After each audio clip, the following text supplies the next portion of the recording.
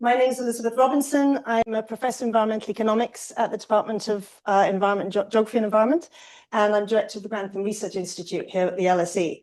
And I'm delighted to welcome Laura Clarke, Areeba Hamid, and my colleagues Nick Bridge and Alexander Evans, get there eventually. We have the three people there as a panel, and Alexander's going to give us some closing comments at the end. I'm going to do a proper, not too long, don't worry, introduction of our speakers in a minute, but I've got to do sort of all the dutiful announcements first. So please put your phones on silent so you don't disrupt the event. The event is being recorded, and so hopefully it'll be made available as a podcast and video subject to no technical difficulties. We generally don't have technical difficulties. So this is how we're going to run the process today. I'll just make a few sort of introductory comments, and then we're going to have short presentations from each of our panelists.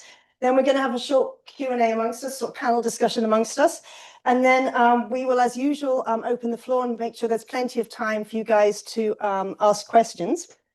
So for the online audience, we've got an online audience who are hybrid today. You can submit your questions via the Q&A feature at the bottom of your screen. I assume that's making sense to anyone online listening to this. Please include your name and affiliation. And for those of you here, I'll obviously let you know when the floor is open for questions. And you know the drill. Please introduce yourself. Please keep your questions focused and shortish. And then, as I said, Alexander's going to give some final comments, and we will be finished by 8 o'clock. And then, again, if there's not a fire drill expected, so if the fire alarm goes, please exit in an orderly manner. I think that's all the obligatory things I have to say at the moment. So, so why are we having this event? And I suppose it's because it's increasingly obvious that getting governments and businesses and citizens to act on climate change is tough, even though it's sort of pretty obvious that we need to act and we need to move faster. So we know the science is clear. Atmospheric CO2 is higher than it's been for around 3 million years. Temperatures are warmer than they've been at any point in the last 100,000 years.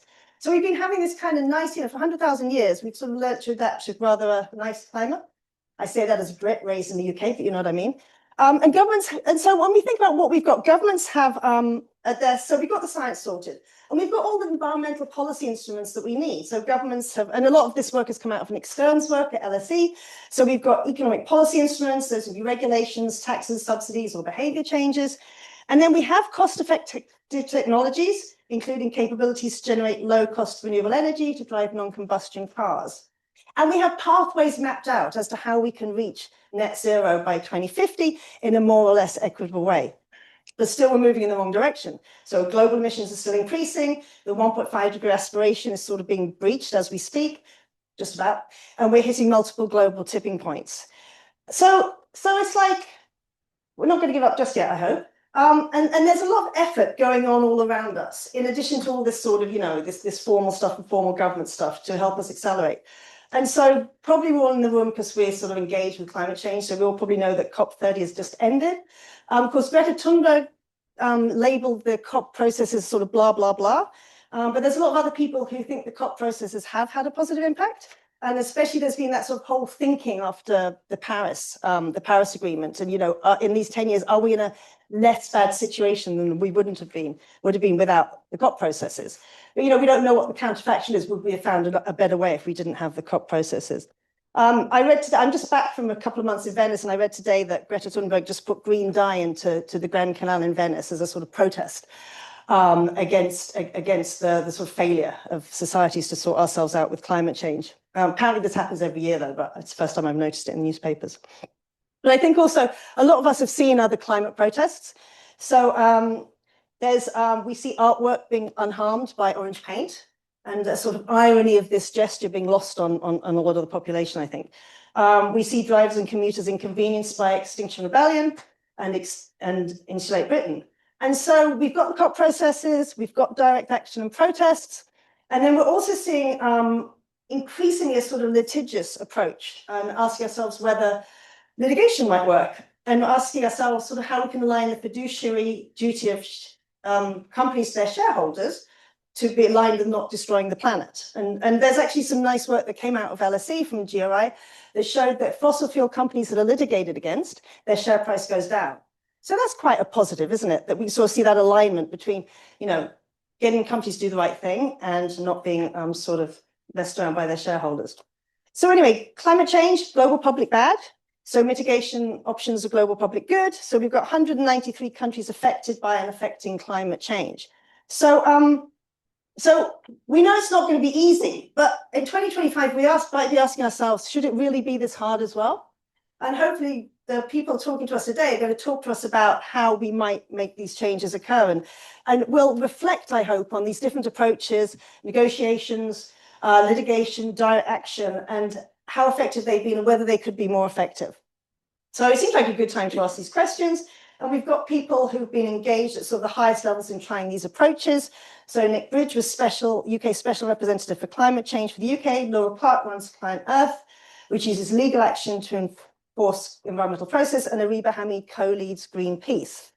So I will introduce them formally now in alphabetical order, and I think they're going to talk in reverse alphabetical order.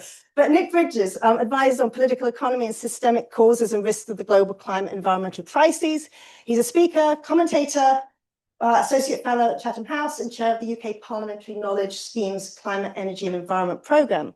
He's been a diplomat and a civil servant with roles including UK Special Representative for Climate Change, British Ambassador and Permanent Representative, the OECD and the IEA, well, Foreign Office Chief.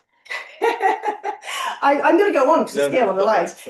Foreign Office Chief Economist, diplomatic postings in China, Japan, United States, HM Treasury co-team leader, launched a $4 billion financing facility, estimated to have saved on immunization over 5 million lives. Laura Clarke, CEO of ClientEarth, a legal environmental charity. You joined ClientEarth in September 2022 after 2 decades in public policy. You said you were starting to forget how many decades. Totally. Including, you've also had your diplomatic roles across Africa, Asia, and Europe. Most recently, British High Commissioner to New Zealand and Governor of the Pitcairn Islands from Jan 2018 to 22. We're always very excited to know when people have qualifications from LSE. That means there are alumni, which we find everywhere. So awesome stuff. Laura's got her MSc in International Relations from here at LSE.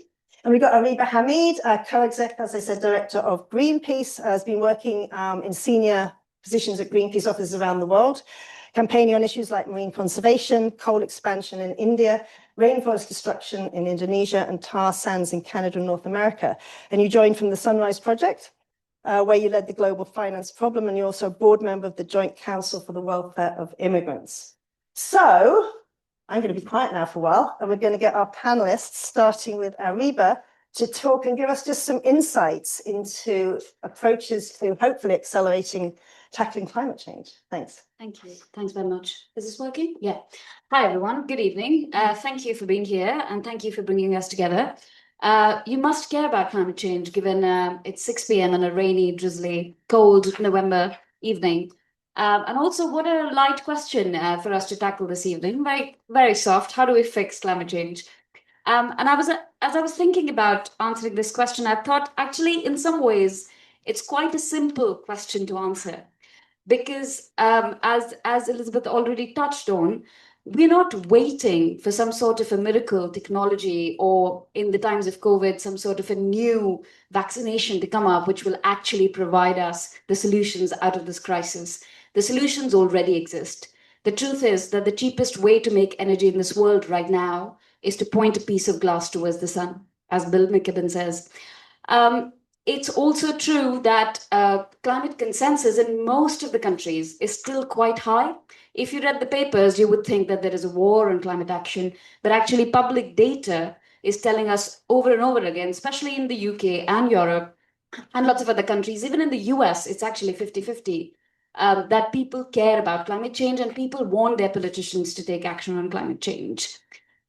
We also know that the climate impacts are real. So when I started working on climate decades ago, BBC was still putting climate deniers on air for balance. That debate is over in some ways because climate impacts are coming so thick and fast, and the science, attribution science is very, very clear that this is happening. The hurricanes, the floods, the cyclones, they're happening because of our burning of fossil fuels. So in some ways, we've come a really long way. And as a climate campaigner, I have to say, we don't celebrate those wins enough. We always get stuck in the things that we're losing. The list is long, don't get me wrong. But it's also true that when I started working on this stuff and we said, you could put all the energy, you could run an entire country on renewable energy, we were laughed out of rooms. We were told that was never going to be possible. And yet UK is running more and more on wind energy every single year now. So I think things have changed and we have to remember that. And I like to take the longer view on this because I think that's how you retain optimism. And that's my first point.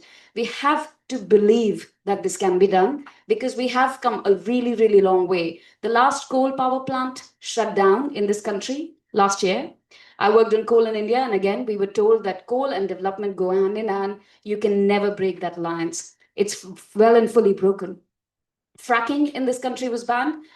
Some of you might remember there were loads of local protests about it. The ban came officially this year, but there was a long campaign. And for a moment, it looked like when Liz Truss came in, she looked like she was going to reverse that ban.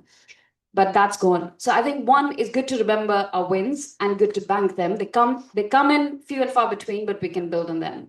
The second point I want to make is that we have to get out of our facts and science and negotiations bubble. We have to tell a compelling story about what's happening, which links to the first point. The climate action will reduce energy bills. It will create new jobs. It will make the air cleaner. It will help countries like India and Southeast Asia or Africa actually leapfrog some of the technologies that are causing the problems. Because a lot of people say, I was born and brought up in India, and people say, why should we not drill for oil and gas? We also need development. But the truth is, India is also in the great grip of some of the deadliest heat waves right now, or in the summer, every summer in Delhi, nearly 50 degrees. And they have the chance to leapfrog the old technologies and power their country with solar. And it's a win-win for them. Same for lots of South Asian countries. So I think we have to tell a compelling story. We have to get out of, if we were going to win on facts, we would have won 10 years ago because the science has been clear. We have to tell more compelling stories. And that also means talking in terms, spilling into culture. And you mentioned artwork and, Extinction Rebellion. But this year, for example, Greenpeace partnered with Anish Kapoor. And we put this artwork on an oil rig owned by Shell in the North Sea. It was the first of its kind. And the idea was that we actually hold the perpetrators of this problem to account in a way that has never been done before. And it took a lot for an artist to put their necks out like that and take a position. But more and more, I think we're going to win on this if we get out of our little silos and actually collaborate and tell the story culturally to people who might be interested, but they might have lost hope. They might think politics is not the reason, or they might only come into contact with this because they are into art, and that's a way of engaging with the stuff. So we have to tell compelling stories. We have to get out of facts and science. Facts and science, I love them, but they're not going to win us on climate and nature. We have to tell the stories that resonate with people. And the third thing I want to say is that it's going to take everything everywhere all at once. Negotiations, people say every time there's a COP, is COP dead? Is multilateralism dead? No, we need it. We need it desperately to actually, that's the only forum we have for countries to come together and commit to action, to exchange technological know-how, to exchange money, to finance adaptation and mitigation. It is essential. Is it going to get us over the line? No, because that's the job of the civil society. That's the job of voters. Voters need to go talk to their politicians and say, why aren't you doing enough in climate and nature? Our rivers are full of sewage. My insurance bill has gone up because of flooding in the UK. Why isn't my politician taking this seriously? So it'll take all of us and then some to do this work. Culture, activism, direct action. I often describe Greenpeace as a bit of a Swiss Army knife. I know that we're known for climbing the parliament, but we're also inside the parliament very often. We meet, we lobby politicians, we produce research reports, we do investigations, we take scientists out to the sea because we have ships. So it's going to take everything and then some to move the dial on climate. And that's why it's important to remember, to not feel despair that will direct action really move the dial? No, it's going to have to do with elections. It's going to have to do with politicians in the right place. It's going to have to do people who are causing the problem, shining a spotlight on that. And maybe this is the good point for Laura to take up, because I think we have to talk about villains in the story. And I think at this juncture, it is clear that big oil and gas companies are responsible for the damages that they're causing. their emissions are bigger than some countries' emissions, it is time to consign them to the dustbins of history. Shell and BP shouldn't exist in the form that they are right now. It's as simple as that. They have had every chance, they've had money, they have had technology to change their business as usual approach. And what they have done instead is double down on oil and gas. And it's costing us. It's costing us in lives, it's costing us in economic risks, it's costing us in all kinds of damages.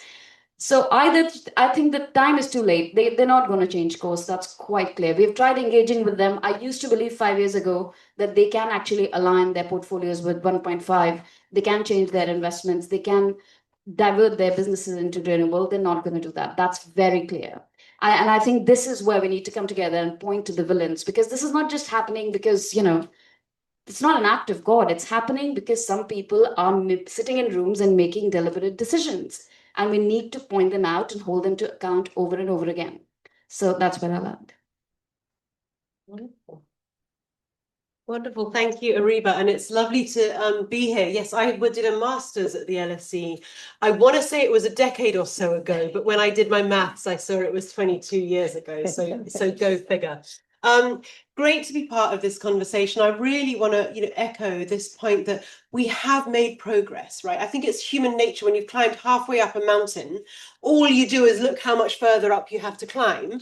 And sometimes you've got to stop, take a breath, look at the view and look at how far we've come. Because, what's extraordinary is how few people, when they're polled, understand the progress that has been already been made. So in the UK, we have, thanks in large part to the Climate Change Act, reduced emissions by 50%, right? That's really significant. The net zero economy in the UK last year grew by 10% when the rest of the economy's growth was much, much more sluggish. So we have to really celebrate the progress that's made. And the other thing it's critical to say is these problems are so all-encompassing that we need to come at them from multiple different directions. It has to be collaborative. We need direct action. We need diplomacy. We need business action. We need behavioral science. We need arts and culture to move hearts and minds. We need the power of the law. So let me just talk a little bit about how my organization, ClientEarth, as part of a much broader movement, uses the law to try and accelerate the change we need. Because we have made progress, but we are not moving anything like as fast enough.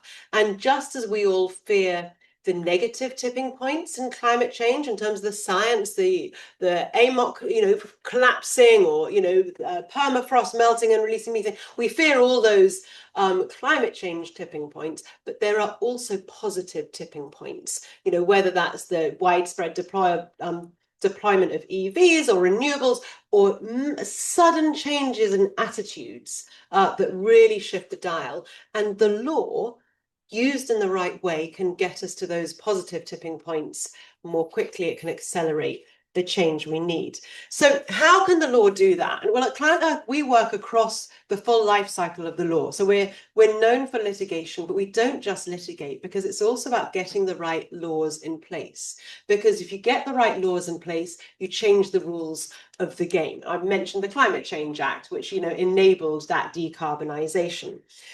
Then litigation.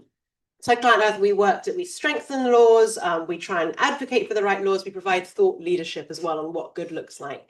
We also then litigate. So we litigate to hold governments to account for their legal commitments. We sued the UK government over its inadequate net zero strategy.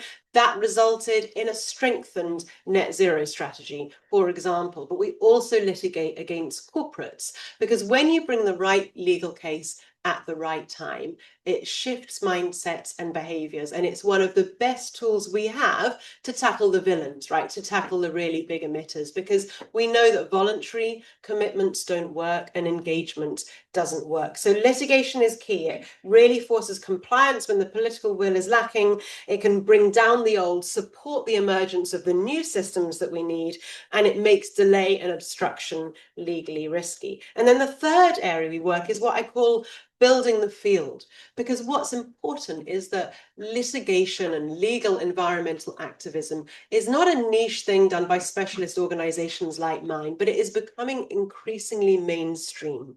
Young people are doing it, old people are doing it, indigenous peoples, community groups, victims of climate change are all increasingly turning to the law and litigation to hold companies accountable and governments accountable, and that's critically important. And I think it's important to say, we're talking a bit about the politics and the context. The law works even when politics are turbulent. So, for example, in June this year, Hungary's constitutional court struck down elements of the country's Climate Act because they said it wasn't strong enough and it was doing a disservice to future generations. Basically, the mitigation requirements were putting too much of a burden on future generations. So, we know that Hungary's politics are in a challenging place, but the law can still play that role in driving action.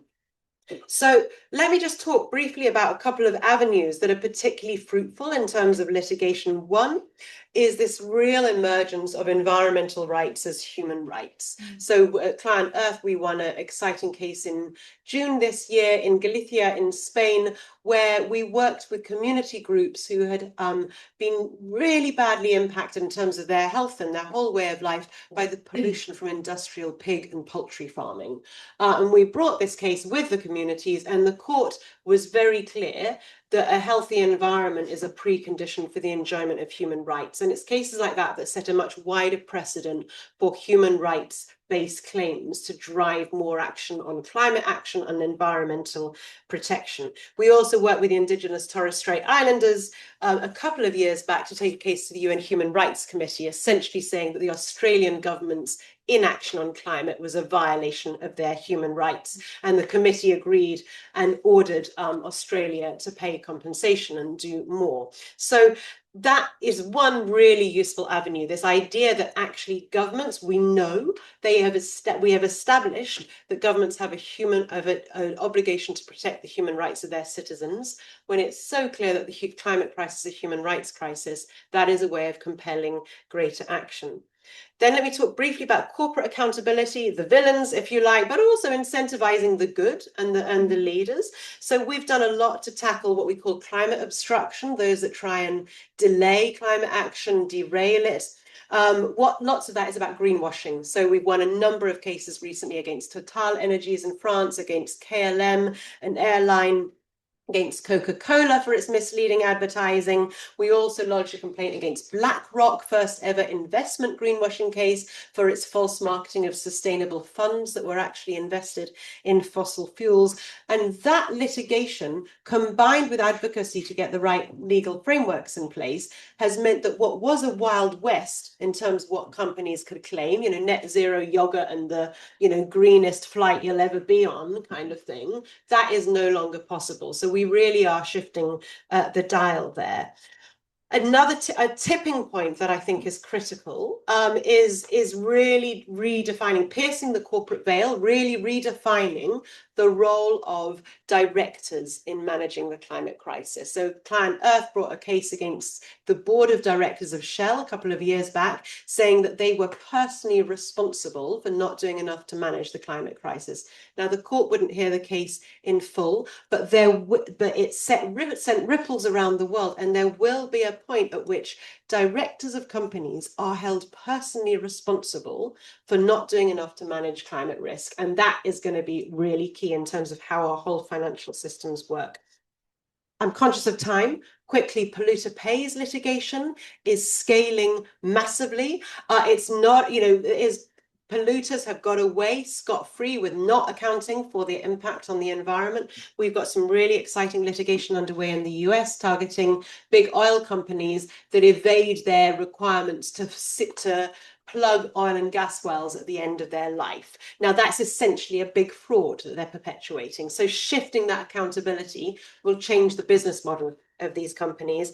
And attribution science is hugely exciting. The science has evolved so that you can say very clearly, here is the connection between this big emitter, big fossil fuel company, and this impact in terms of extreme weather, temperature change, and so on. And you might have read the case about the Philippines case, where the victims of Typhoon Odette in the Philippines are suing Shell in the UK for its contribution to the destruction and deaths caused by that typhoon. Quickly, other trends: increasing focus on supply chain integrity. That's critical. Increasingly, we will see business on business litigation, where those progressive businesses are fed up with regressive businesses cheating and obstructing. And I think importantly, it is becoming increasingly mainstream, whether it's shareholder activism, victims of climate change and pollution, energy communities. More and more people are turning to the law to get justice and to get faster action. So let me finish. Positive tipping points. I think superly positive, it's a nice way of putting it, superly positive tipping points legally on fiduciary duty, corporate accountability, polluter pays. They will really change how this entire financial system works. I haven't talked about subsidies. I could talk for hours about subsidies, but if we could get to a point through litigation advocacy where we shift the public money that's going into fossil fuels, 7 trillion a year goes into environmentally harmful subsidies, that blows the mind.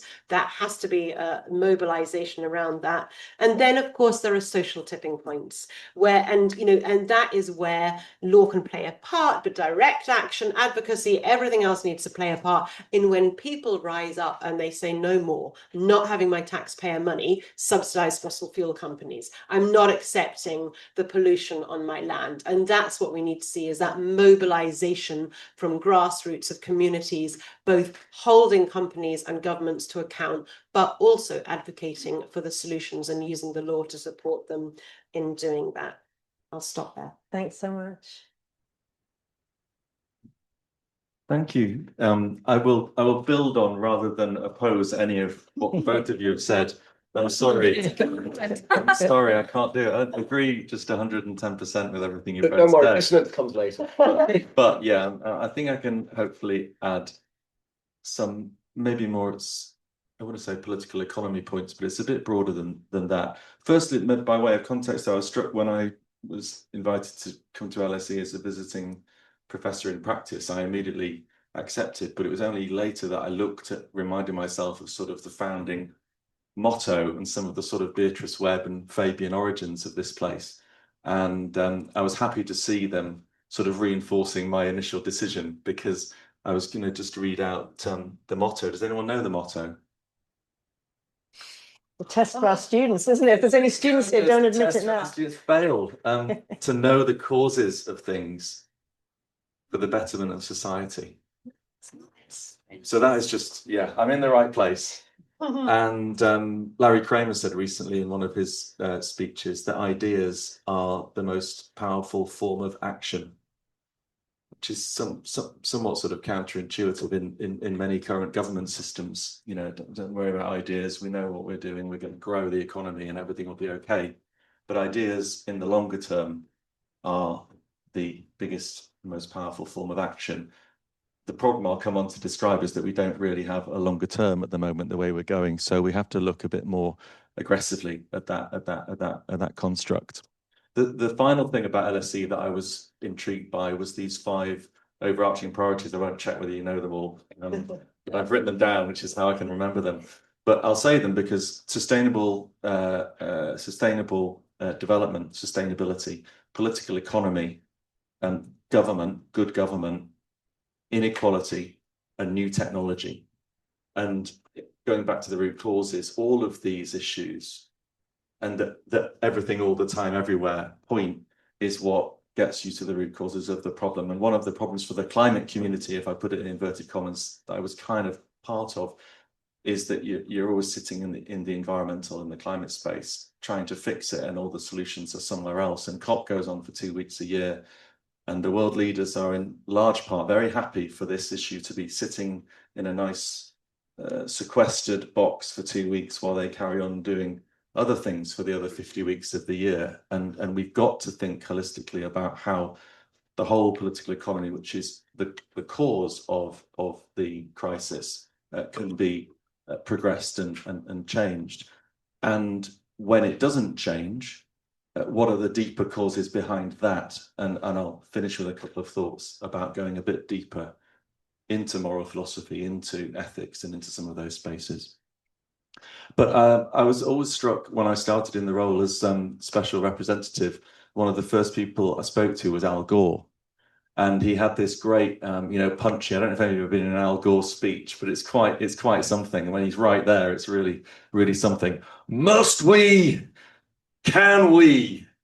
Will we? And he does this, and he has a fantastic sort of spiel under each headline. But I'll briefly use those headlines because they're still very, very helpful, I think.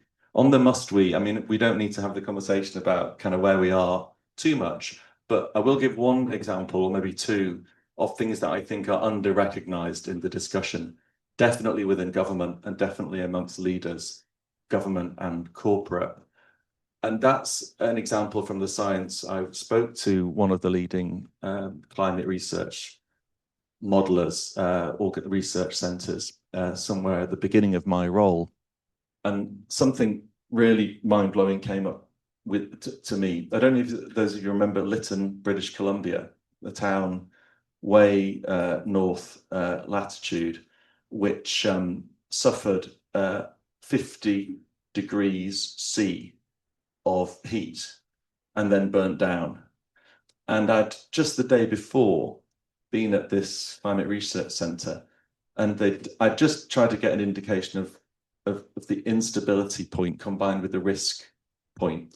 And I just asked them to model the 100 degrees Fahrenheit, which is, just a very high temperature sustained over time. And they showed me under 1 degree of warming, here's where you're going to get 100 degrees Fahrenheit. Under 2 degrees of warming, here are the latitudes where you're going to get sustained 100 degrees Fahrenheit. 3 degrees warming, which we all know is, completely unthinkable under current systems. This is the latitude. And I said, oh, that's interesting. So, I went back to them afterwards. I said, where was Lytton, British Columbia on this map? And it was way north of the 3 degree Celsius, 100 degree, and it had just had 127 degrees the following day. How is that possible? I said. And they're like, no, the models are still right. It's just the standard deviations. You're so far into the bell curve that this is almost impossible.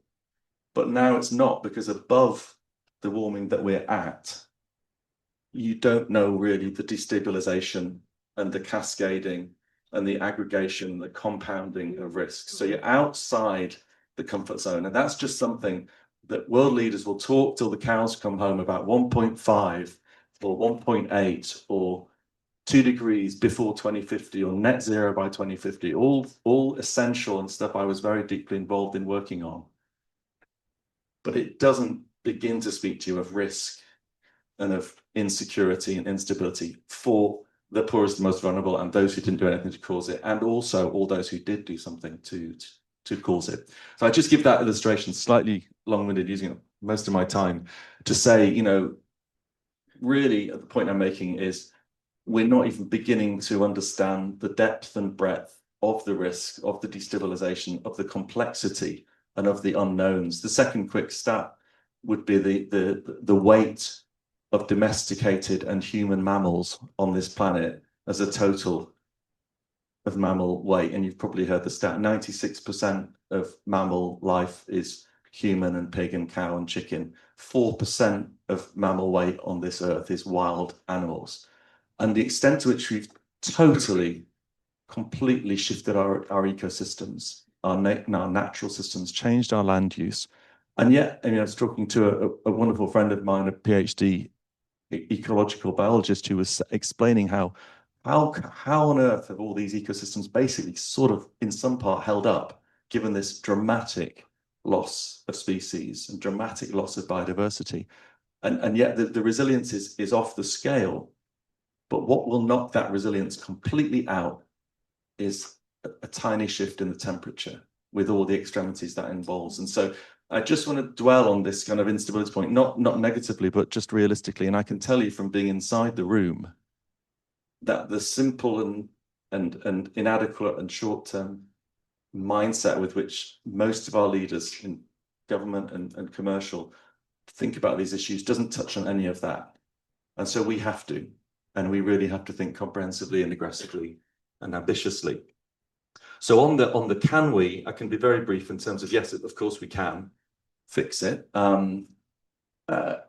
Last year's deployment of clean energy was 90% of the total deployment of clean energy. It'll be much higher this year. So the new deployment is all clean, but the old stuff takes 30, 40, 50 years to move out of the system without some more aggressive action to incentivize it dropping out faster. A beautiful example, of course, of achieving that faster dropout rate was in the UK with the Climate Change Act and the emissions cap on large power plants, which essentially overnight took the UK from 40% coal to 0. And that would just be seen as unthinkable. But public policy did that in collaboration with private entrepreneurship, investment, and far-sighted policy, which made sure there was a replacement to take on the drop. So there was no change in energy prices, no change in supply, because we had offshore wind in the North Sea ready to go when we dropped out. So you can begin to frame a very profound and powerful shift there. And the can we point is because in every sector of the world economy, you can see what the ambition of a coalition of willing could do in the necessary time frame to shift those sectors into clean. And it's understanding the barriers to that shift that we have to focus our policies on. So that's coming on to the will we, and I'll try to be brief because the great bit is going to be hearing back from you and the challenge. And by the way, just on the can we, to your point, Areeba, I saw the stat that the fossil fuel guys who are investing in the clean transition, for every dollar they invest in it, they've invested $45 in the old stuff. So they've got to be got out of the system fast. On the will we, as I say, I'm really interested in these deeper questions, which I don't suggest that they're esoteric or not to be thought through. I think they're profoundly important around the moral and ethical questions. And give you an example, of the economics that those of you who are studying economics will still be learning. Basically, even here in this radical progressive institution, a sort of primarily neoliberal version of the way the world works. And I've spent a year since finishing up the bigger job I had and doing other smaller jobs now, diving into just the unbelievably sort of fascinating world of quantum and complexity and the way that biology actually works and the way that we are just part of the bigger ecosystem. And those questions really remind you that some of the tools and instruments we're using to think about our political economic transformation are incredibly blunt and eye-wateringly assumption-laden and don't really have any bearing on the way the world actually works.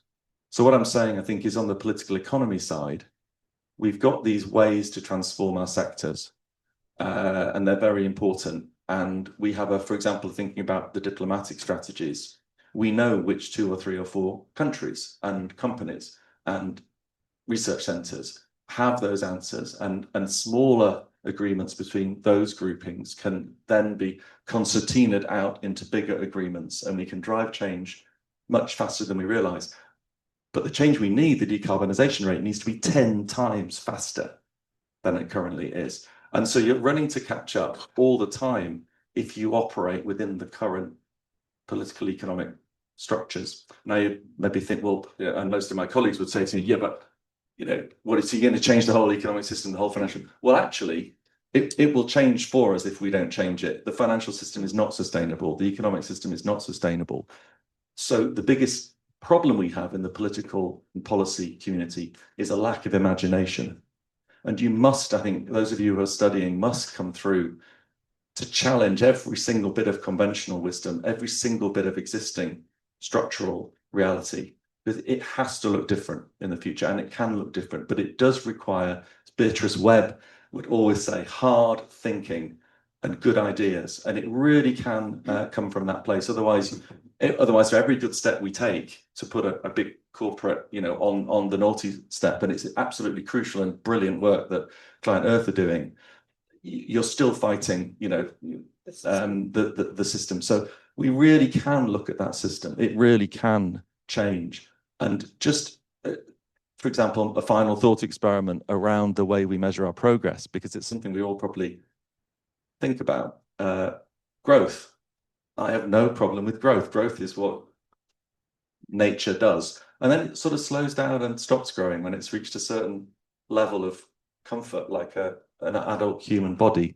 And after that, growth is usually cancerous or something like that. So let's think about what actually means societal well-being. And we had these discussions for decades around community and love and connection and healthcare and education and ideas and so on. And we've still not put them at the heart of our political systems. They're just not what we measure. And it's actually quite simple to change that. Growth is a flow. These things are stocks.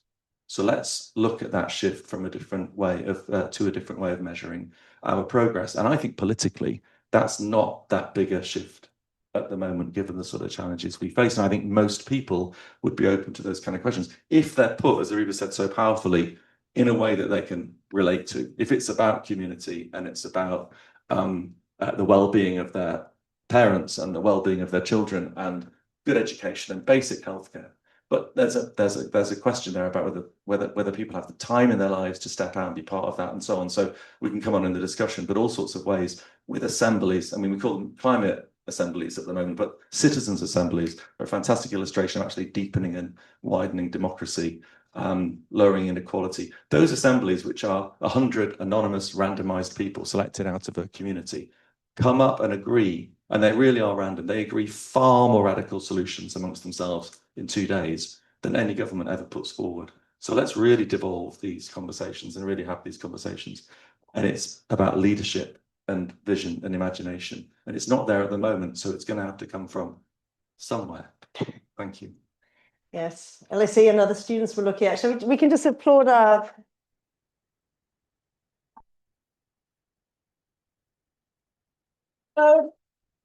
I've just ripped up all the questions I thought I'd ask you guys before we go out. Yeah, it's quite interesting because you know, I'm a neoclassically trained economist, and you know, I talk a lot to scientists.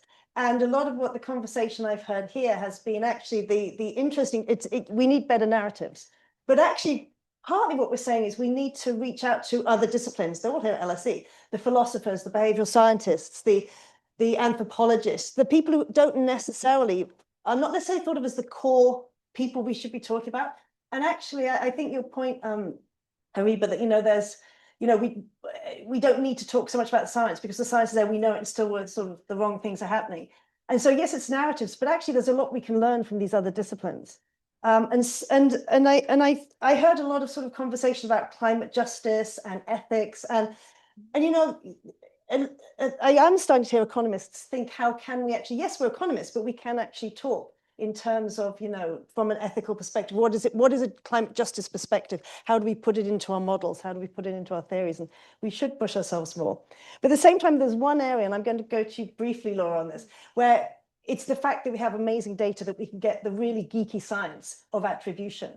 And I think it might be interesting for people to understand how we link this sort of attribution science to the litigation, because I'm always curious. I'm wondering, have any cases actually been tested and won using attribution science? Have we lost any? And if we lose them, is that a problem? Or, you know, is that going to be a setback because then sort of precedent is set that it's so technical, the science, isn't it, that it would seem easy to refute. And it's hard for people to understand, but do you want to just geek out with us a little bit? Yeah, let me do that. So You want to use the mic? sorry. Oh, sorry, yeah, mics.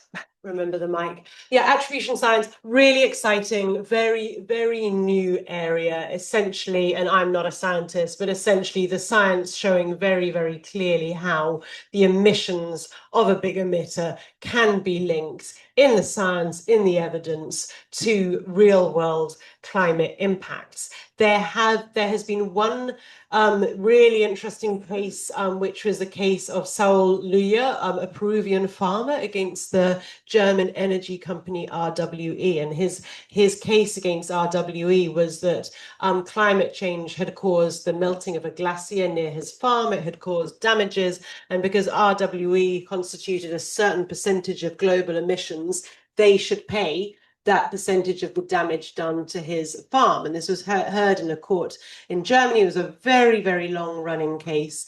Now, the court did actually say, importantly, that a big corporate can be held accountable for its emissions and for the impact of its emissions. And so that idea of attribution science is kind of a go, if you like. What it didn't say was that in this case, Luya was entitled to compensation. So it was kind of a positive half answer, if you like. There are a number of other cases underway. There's one brought by a Maori elder in New Zealand against some of the biggest emitters in New Zealand, which is a tort claim, which is really interesting, looking at the contribution these big emitters have made. There is, I've mentioned the Philippines case. There's another case again about Pakistani farmers bringing a case, and I can't remember which the energy company is now, but for the damage done to their farms. So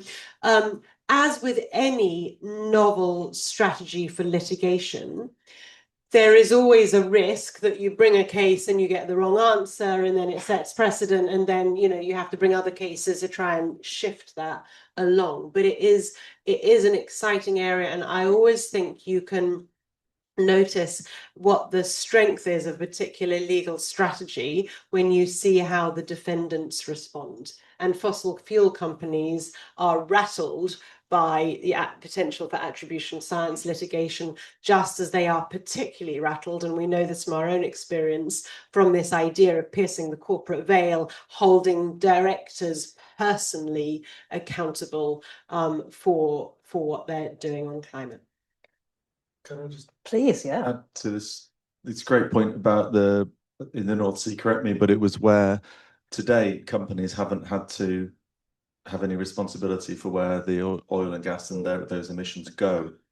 But in the latest phase, we've had to actually measure what's called Scope 3 emissions, where this is actually where the stuff goes and what it emits, and that is your responsibility too. But it's astonishing that up until this point, companies have been able to say, well, our own actual activities and our company itself is approaching net zero by about 2040, but not the stuff that we're getting out of the ground. There was a beautiful stat around roughly the carbon price that would be needed to incentivize enough carbon capture to levelize the climate, to solve climate change, talking about our exam question. Whatever 40 billion tons of carbon could be sequestered, spending last year's fossil fuel company profits. The problem solved if there's a political way to actually take those profits from that small number of companies and turn that into a carbon price to incentivize carbon capture. So that kind of, it's there in front of us, and yet completely unrealistic, unthinkable on the other hand. So there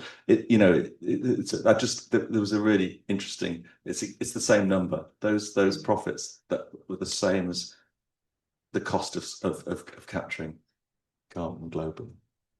Areeba, I'm going to change tack just a little bit, because I think I love the idea that we should introduce the villains into the story.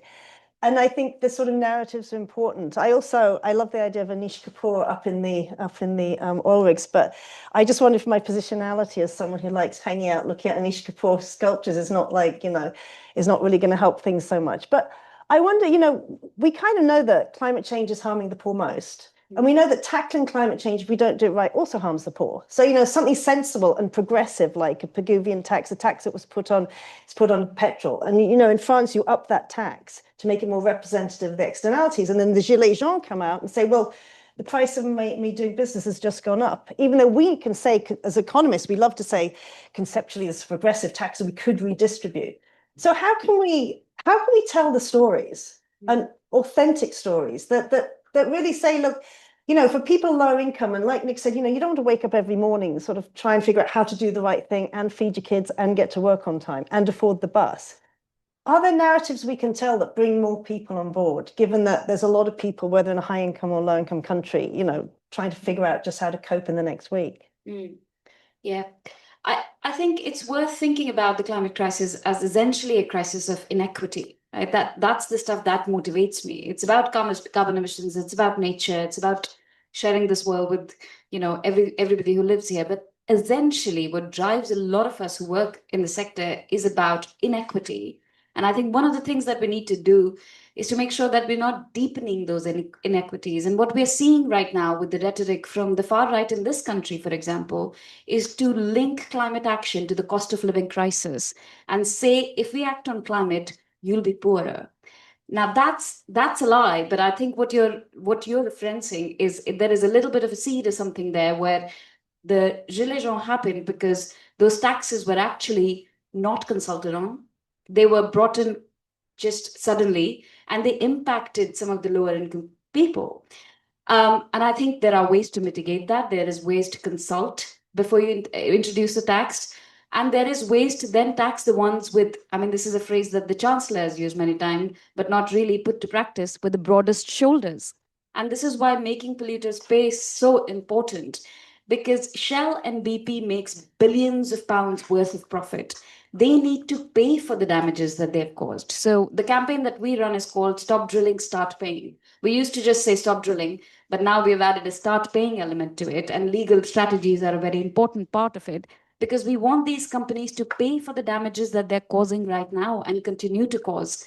And there is a taxation system through which they actually pay both domestically and globally, because the loss and damage fund and the developing countries are asking for adaptation funds, and it can be resolved. Another example very quickly is the ultra low emission zone in the UK, in London. I worked on it. It was so toxic. There was like racism, Islamophobia, everything mixed together. We were asking regular people to pay a little bit extra. But actually, the good thing to remember is that the people who were getting the worst impacts of climate change, ending up with, lung infections and cancers and asthma, were the white van man who was sitting in the pollution for hours, and we were asking them to upgrade their vans and pay a little bit more.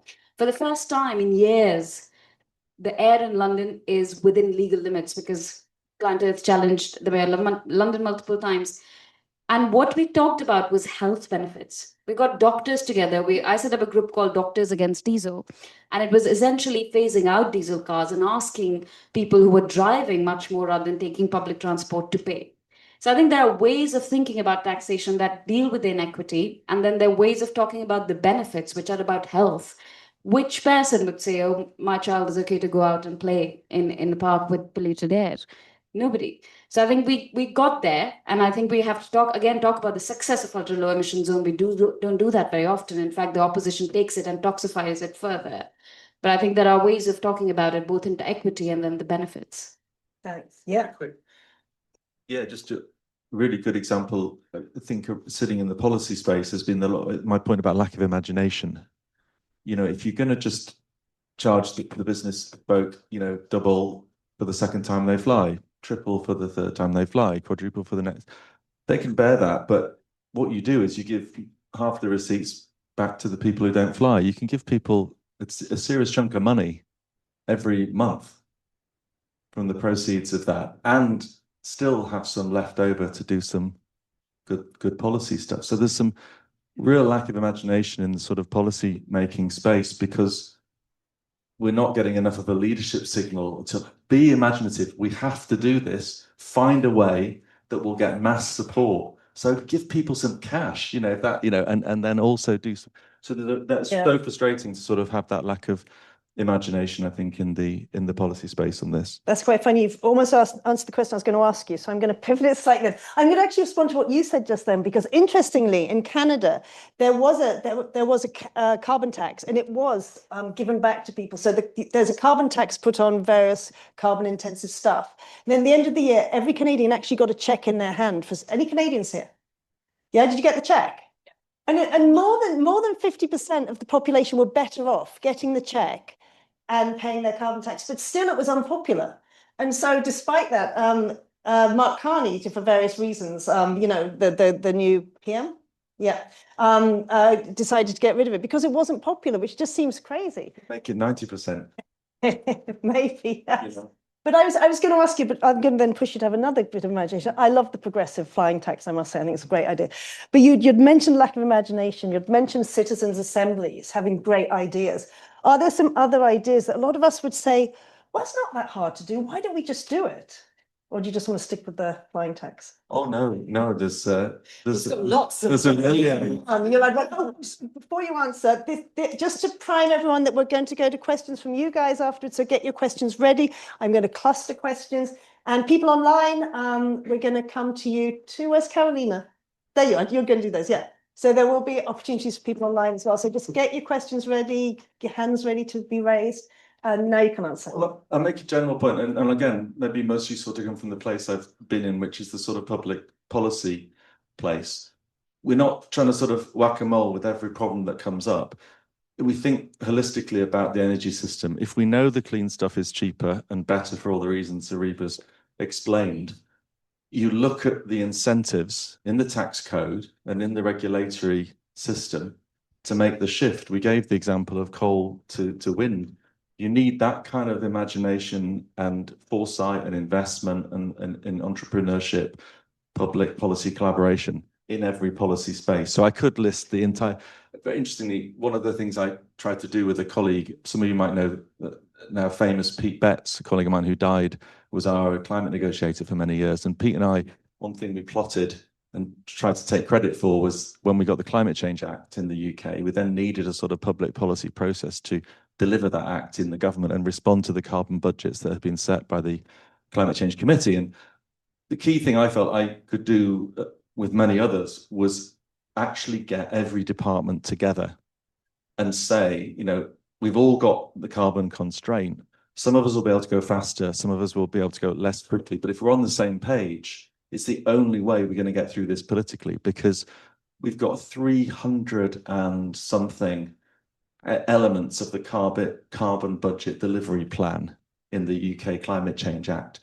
If you just take every issue as it comes up, how do we do insulation? How do we do offshore? How do we do biomass? What do we do with electric vehicle charging? You will have 300 plus toxic culture war, political fights like ULEZ, and you will just die by 1,000 cuts. So you have to get ahead of that and think, what is the vision, the political vision that will make every community better off?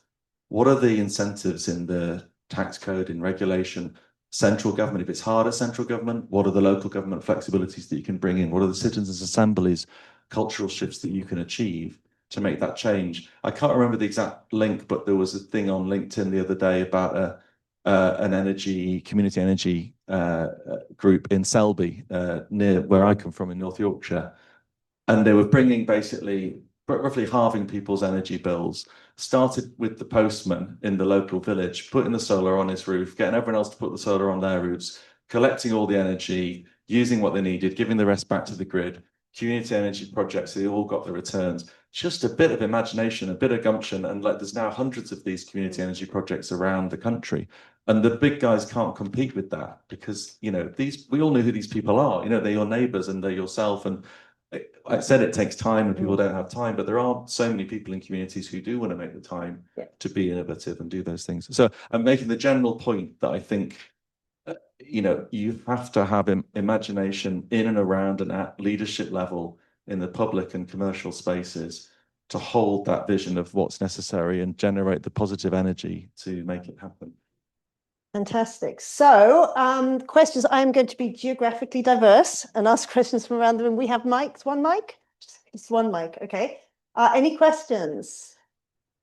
Okay, oh my gosh. So being geographically diverse, we'll start one there, and that means I've got to move somewhere else. So number one, and then the second question and third question there, and then we'll do another set of rounds, yeah?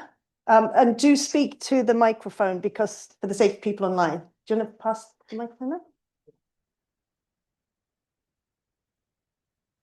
Okay, thank you very much for the wonderful ideas that you shared.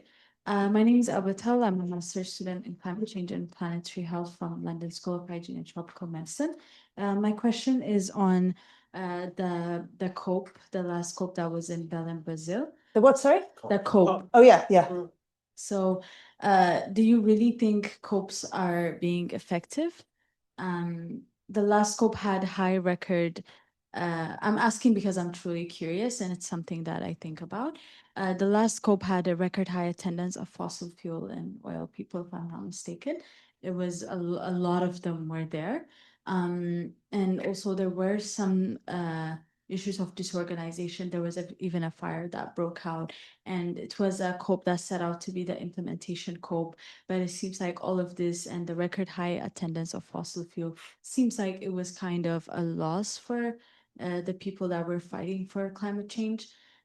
So what do you really think about that? And when as I'm a health professional, so I do really strongly believe that health is a strong element of the climate argument. From that, now as a master's student, I see the process that's in this evidence generation and how expensive and tedious it is to do research, and how the storytelling can also be difficult. But would you say that's a better and faster way to quote unquote win in the climate space, to get something actually done? Because that's really connected also with advocacy and what's happening at COP. Fantastic. Thank you. So we're going to do the 3 questions first we answered, but just to that, so COP, successful or not, and can we speed things up with more narratives rather than that time, long research might take a long time. Yeah. Was it me that you meant? Yes, it is you for sure. And I forgot to say, but you did it anyway. Can you give your name to start with? And My name's affiliation? Katie. I'm knowledge manager at the School of System Change. And my question is for Laura. I'm wondering whether you can imagine a world where politicians might be held to account in the same way that you said board directors are beginning to be, and whether that might help unravel their relationship with lobbying and bring more transparency into the political economy around there. So second question, should we be holding politicians to account? And the third question was there. And then we'll go to answers. Hello, hi, my name is Ian. I am an alumni of the LSE and I currently work in the energy sector. So everything that you've said has been very interesting to hear and resonates with a lot of issues that I deal with on a day-to-day basis. There's 2 points I want to ask. One is, yes, you're absolutely right to point out that the UK emissions have reduced by 50% from 1990 levels. The next thing that I think about is that the UK also has the highest electricity prices, perhaps in the world right now. So how does that work? And if that is the consequence of having achieved this, perhaps this is not an example that other countries will follow. My other point is that everything everywhere all at once sounds like a recipe for absolute chaos to me. Perhaps, and to pick on Nick's point about imagination, perhaps the way to address this is to almost localize the problem. On a per capita emissions basis, I suspect there will be probably fingers of 2 hands number of countries where 50% of the world's emissions will be captured. So perhaps we don't need to spread this out all over the world. We need to focus our attention on those areas which are contributing the most and show how this can be reduced and the problem can be addressed, and maybe we will make more progress that way. And finally, can I just say on the point about the oil companies are investing $45 to $1 that they are putting in renewables, quite right. They are not doing this because they have any religion or because they want to. They're doing it because the market pays them a return for doing it. Thank you so much. So those 3 questions, whoever grabs the mic can start answering. There's specific. Shall I? Yeah. Let me tackle some of those. Thank you. I mean, could politicians ever be sued personally and held personally liable? I mean, never say never, right? You know, I mean, there's a lot of cases against governments, but it tends to be the Secretary of State in the incarnation of, you know, a certain government department. But, you know, things shift fast, and I think you could, but you'd need a pretty sophisticated approach to show very, very deliberate action, and perhaps the action against the advice of policy officials. Nick might have thoughts on that one as well. Quick reflections on COP. I was there for the first week, not for the whole thing. It was hot and exhausting. And, you know, the Brazilian presidency tried their utmost, but it was an extraordinarily challenging time in terms of multilateralism and political will and polarization. And I think it's fair to say that when the Russians and the Saudis are congratulating the presidency on the outcome decision, you're probably not in a great place. The COPs are challenged. I still believe you have to keep going with multilateralism. You have good cops, you have bad cops. That's always been the case. And I think, you know, if we're looking at what is the bright side from this COP, you know, in the real world economy, the renewables transition continues to go gangbusters, but also that push then towards what I would call a coalition of the willing. So the 80 countries that said, okay, fine, we can't get it in the COP decision, and multilaterally, we're going to come together to look at what we can do on a fossil fuel roadmap, on deforestation, and so on. So I think it's a mixed bag. And I will say one other thing, health and health narratives are absolutely critical. It's not political to want your children to breathe clean air, to drink clean water, to live in a safe climate, and you know, and health arguments are going to come more and more to the fore as climate impacts hit, whether that's, you know, women losing their pregnancies because of extreme heat, whether it's kidney failure, whether it's the increase in infectious diseases, and Hugh can talk more to all of this. But I do think that actually that public health and, you know, human health argument is very powerful, not just in terms of avoiding bad, but what are the benefits of taking action, both in mitigation, but also adaptation, cleaner, healthier cities and ways of living. Well, you where did you go? No else will go to Don't be so next. polite. Yeah. Yeah, health, absolutely massive, and a big story that touches everybody's lives. So without doubt, I'm not sure exactly on my statistical underpinnings for this example, but as you've heard, I'm very much in the business of sort of what's the simplest possible solution to a very big, diverse problem. And I was struck, I think there was a report out of Paris, as in the city, not the agreement, where they calculated that making public transport free paid back basically the next day and forevermore in the reduction in healthcare impacts on the population. So you've got to have more imagination in your public accounting process. If the Department of the Treasury is joined up with the Department of Health, which is joined up with the Department of Transport, and you have a unified budget, then bingo, you've basically, you know, incentivized public transport and massively lowered your health costs and improved health in the city for many reasons. That's mainly air quality that just dramatically changes. So it's just worth doing these things, but they don't happen because budgets are siloed. So if you're thinking about public policy solutions, that's just one example of how harnessing healthcare and doing something relatively simple in the government system. And could that be pioneered by an imaginative town, city? Probably that's where it'll come from first. So it's really encouraging that I advise a group called the Smart Surfaces Coalition that tries to make cities livable around the world as they face extreme heat and don't have any way out. And these kind of solutions are really interesting on health. COP, yeah, I mean, yeah, absolutely essential as a place to give a focus to the agenda, highlight the key dynamics, highlight the problem areas, the blockers, and those who are moving forward. Also a very dynamic space for people to come together around solutions. There was a great contingent of cities and mayors there this year. There's a great contingent of innovators, but obviously its outcomes were extremely limited. And I think you know, the point I made earlier, I think, which is COPs have succeeded, primarily Paris, and then to an extent Glasgow, in saying, right, we now have a unified agreement globally that this is a problem, this is the scale of it, and we're going to solve it. And then all these processes have flowed from that around action that needs to be taken. Most of that action then takes place somewhere else. So it's understanding the governance through and the delivery through. So we had a phenomenal process with remarkable early gains on commodities trade, food and commodities out of forests around the world, and working out how to prevent deforestation by having more sustainable forest and agricultural commodities.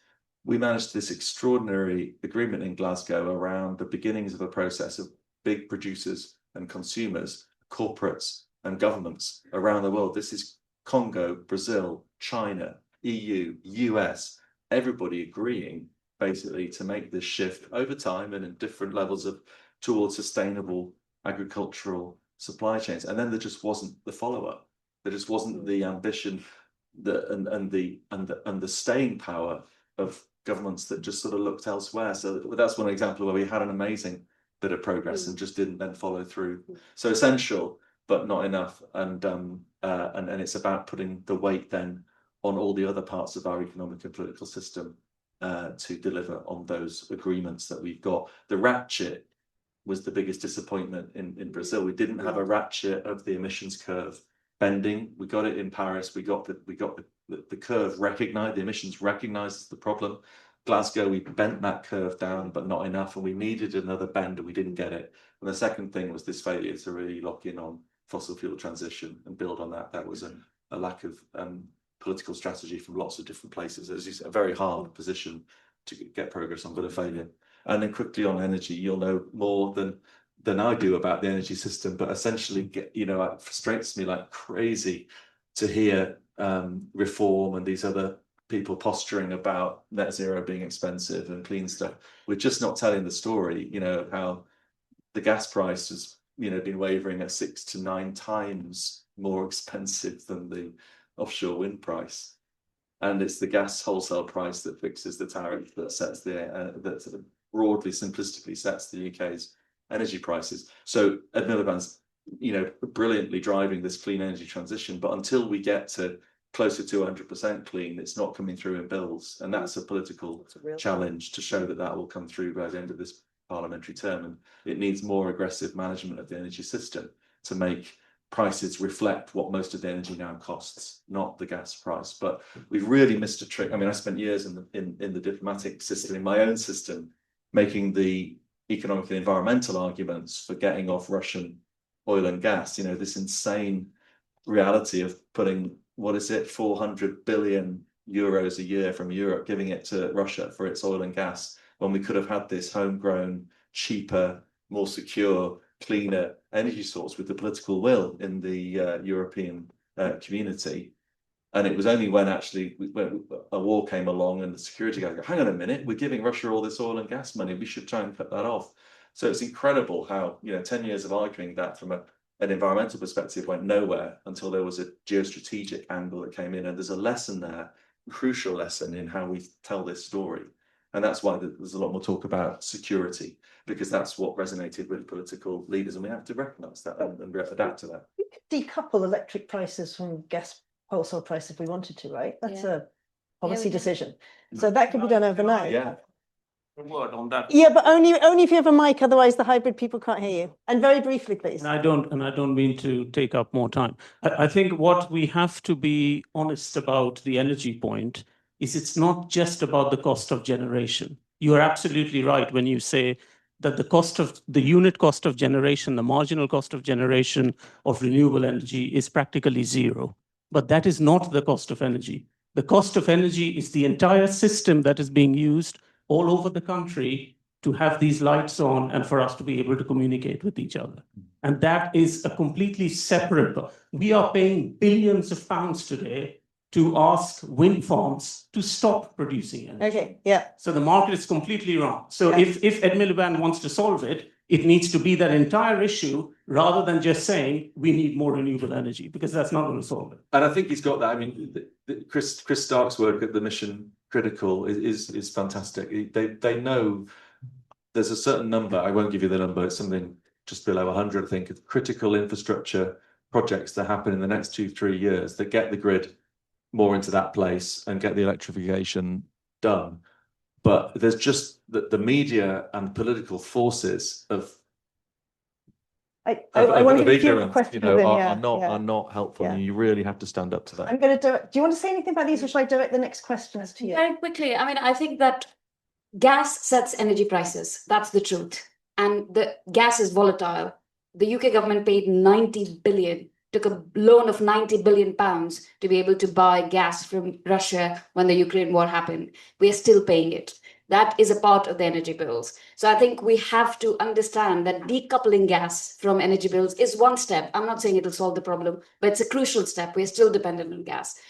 I just wanted to quickly say on the role of oil and gas companies, I think we have to be more critical in understanding their role, because tobacco companies can make the same argument. They can say, that's what the market wants, so I'm just giving them a product. That's not how the real world works. And also, oil and gas companies are lobbying. They're pouring billions into lobbies who go to COPs and prevent politicians from making regulation that might harm their business. So they are responsible. They're not an innocent bystander in this crisis. This is why I call them the villains, because they are responsible. They have the science. They hid that science for 20 years from coming into public. Their hands are covered in blood. So I think it is our moral responsibility to be slightly critical of them than to say they're just providing a product. That's just not true. That's too simplistic. Okay, we're going to have, are there any questions online? Let me have a couple of questions online, then I'll take a couple of questions, but we're going to have very, very brief answers, like 10-word answers, because we want to have time for Alexander. So Prisha asks, what proportion of offering effective nudges can help tackle climate change from the background, from a behavioral science perspective? Rita asks for Nick. Sorry, we didn't. Behavioral science nudges. Oh, right. How much To can the that beginning do? of the question. Yes. What proportion of offering effective nudges can help tackle climate change from the background, from a behavioral science perspective? And then another question, this one's from Rita, who asks, what economic model do you think we should be promoting to achieve climate goals? What do you think of degrowth? This question is for Nick. And then I'll just do one more because there's many. From Anthony, an LSE alum, on using legal routes. How can awareness be raised of the recent ICG climate ruling, and what opportunities arise from it to get action? Okay, great. So, and then we'll take a couple of questions from, I've got one there and one there. Yeah. Well, since I have only short time to ask the question, I will ask a very cheeky question, if I may.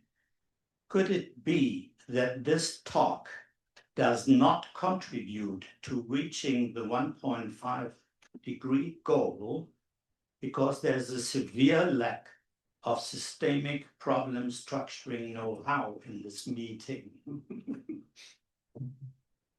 Okay. And the final question there. Hi, I'm Leon, working for the Grantham Institute.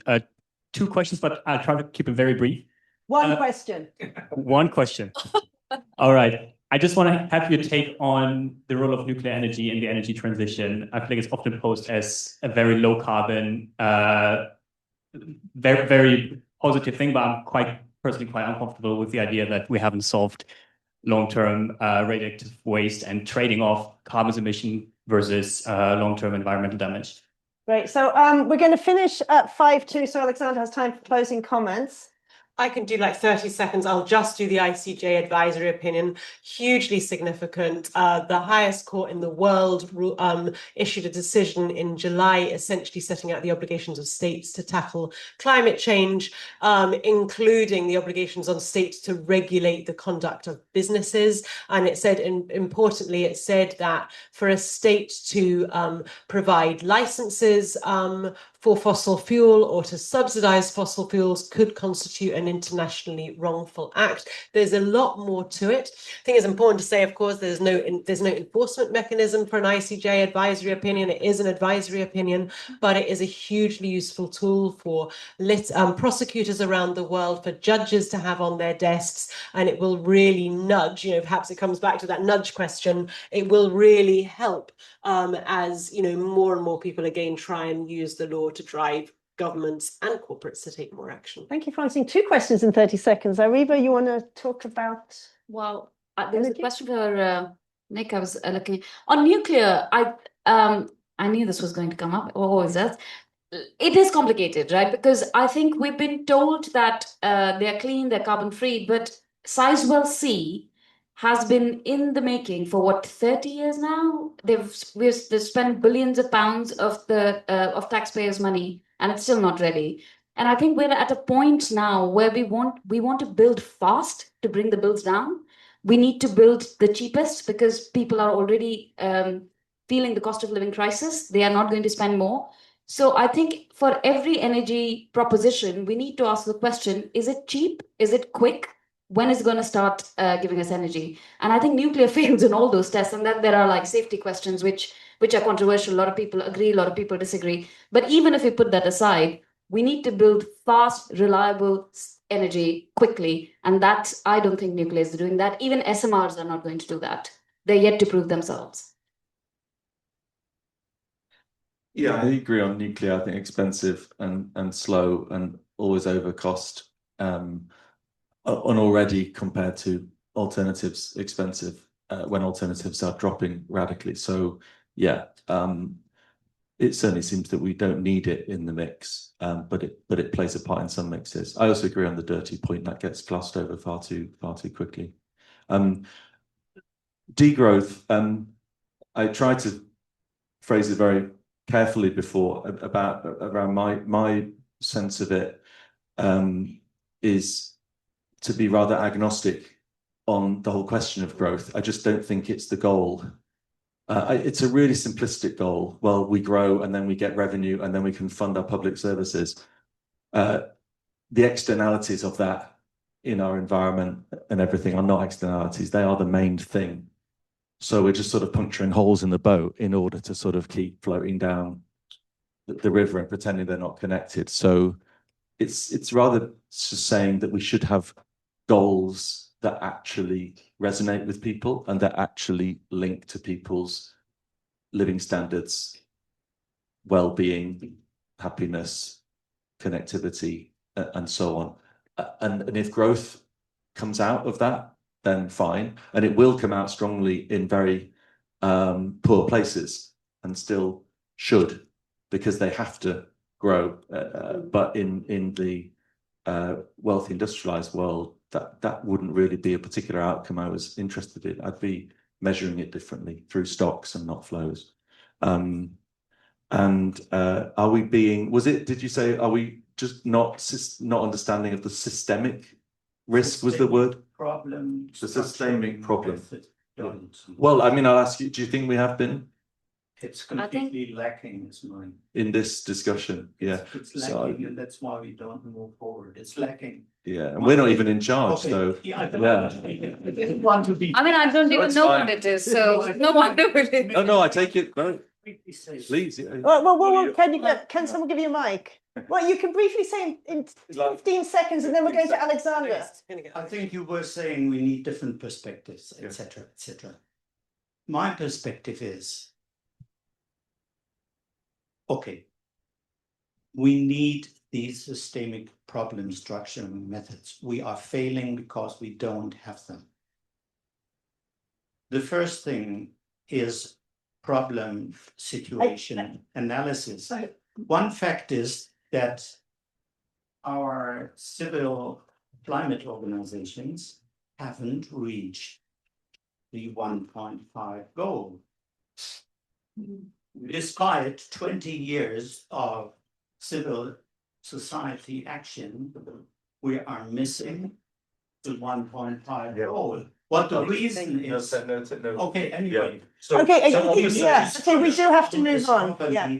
Via structuring methods and project management. No, I really welcome that. Don't do this. Don't get bored. I think all that. I mean, I feel I've tried to give some of the political economy genuinely imaginative new ways of thinking. I've heard new legal ways and new societal civil society ways.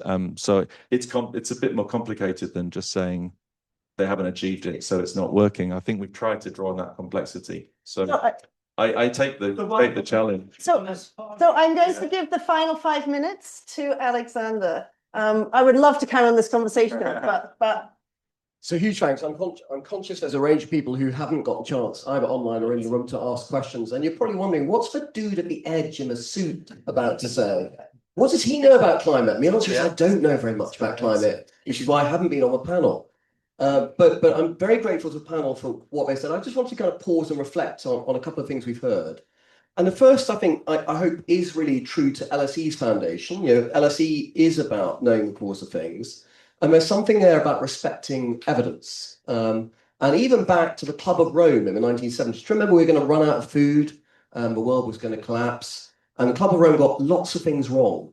But ironically, it didn't get climate wrong. A lot of its extrapolations on climate were remarkably prescient in the early 1970s. So we remember what it got wrong. We don't necessarily remember what it got right. So that role of memory and evidence, I think, is important in policy making. But there are, of course, different views about how to deal with climate change and climate volatility. There might be views that we'd hear about market mechanisms. There might be views that we'd hear about innovation. There might be views that we'd hear about adaptation as well. But I think the volatility, I just want to pick up on a few points that made. The volatility point that I think Nick in particular is making, but I think it came up from all three speakers, is real. It's real. And I think that accentuates the urgency of engaging on climate, whatever you think is the right balance of policies to engage with it. And there is also something here about misalignment of responses. I'm probably a bit kinder on energy firms. Big reveal, I'm not a shareholder. But you know, I think business can play a better and bigger role at times. But I think it is fair to ask questions about subsidies, right? Globally, the scale of subsidies into oil and petroleum-based products is insane. And actually, the politics of getting out of that is really, really difficult. Because if I give you something and I take it away, guess what? You're not very happy. I have an 8-year-old. So there's something here about how do you then look at the big picture of policy making. I think Nick captured this well when you think about how do you think about a complete system.